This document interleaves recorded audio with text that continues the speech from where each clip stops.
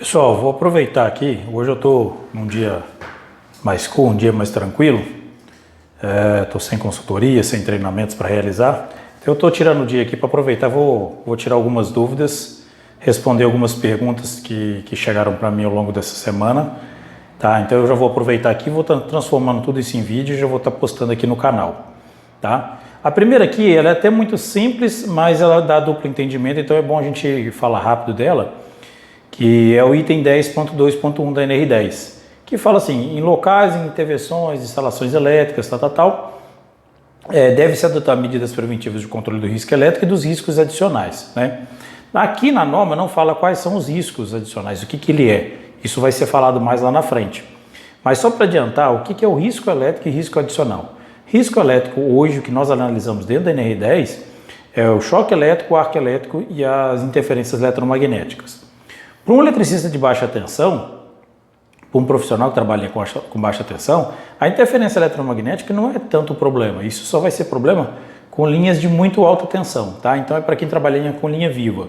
Então não é o foco aí para quem trabalha com baixa. O que é o risco elétrico então para baixa?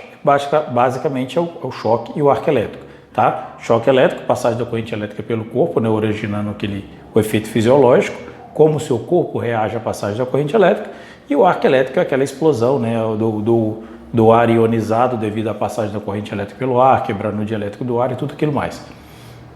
Então nós temos choque e nós temos arco, tá? E os riscos adicionais? Riscos adicionais aí vem trabalho à altura, espaço confinado, área classificada, né, risco de incêndio e explosão, pode entrar fauna e flora, dependendo da instalação do local que você estiver acessando, tiver um risco de um animal peçonhento, risco de alguma planta, por exemplo, próxima a um poste ou uma subestação, que alguma planta que seja venenosa, por exemplo, que possa te fazer mal, mas isso é muito raro.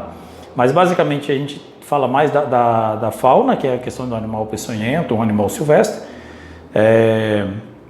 o risco de trabalho à altura, né, todo o trabalho que você fizer acima de 2 metros, ou caso a empresa que você estivesse, ela seguir outra metodologia, como OJAS, enfim, como outra referência, pode ser 1,20 m, 1,5 m, 1,80 m. Espaço confinado, conforme a NR33, né, a trabalho à altura NR35, áreas classificadas conforme a IEC 60079, que mais? Enfim, basicamente é isso daí, tá? Então, assim, tudo aquilo que é associado ao risco da eletricidade pode gerar um acidente ou agravar um acidente, ele pode entrar como risco adicional. Então, por exemplo, um eletricista tomar um choque, ficar desacordado ou ter uma parada cardíaca no nível do solo, já é um risco muito alto, né? Se isso acontecer a 15 metros de altura, por exemplo, dando manutenção numa ponte rolante de uma usina de açúcar e álcool, o risco é outro, né? Vamos pensar num arco elétrico, na queimadura. Então, eu sofrer uma queimadura no nível do solo, já é perigoso, mas ainda está no nível do solo, ainda dá uma capacidade de eu ser resgatado por alguém. Um bombeiro civil, um técnico de segurança, equipe de saúde e segurança ali, né? O enfermeiro do trabalho, caso a empresa tenha.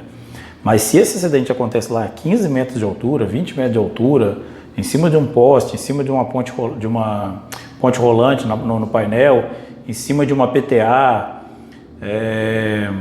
enfim, né, o resgate vai ser totalmente diferente, né, o método de atendimento de primeiros socorros é totalmente diferente. Então a possibilidade de eu ser resgatado com saúde, com vida, com minha integridade ali em boas condições, já é bem mais difícil, tá? Então fica muita dica aí de quem trabalha com riscos adicionais, trabalho à altura, espaço confinado e qualquer local que você tenha ou contenha produtos que podem gerar risco de incêndio ou explosão, toma bastante cuidado. Isso entra como risco adicional, tá? Depois eu vou fazer um vídeo rapidinho depois falando sobre esse risco de incêndio e explosão, tá? Que é um item que precisa ser muito bem alinhado, que a NR20 atualizou e que é muito interessante. Bacana? Fica a dica aí rapidinho então de riscos elétricos e riscos adicionais.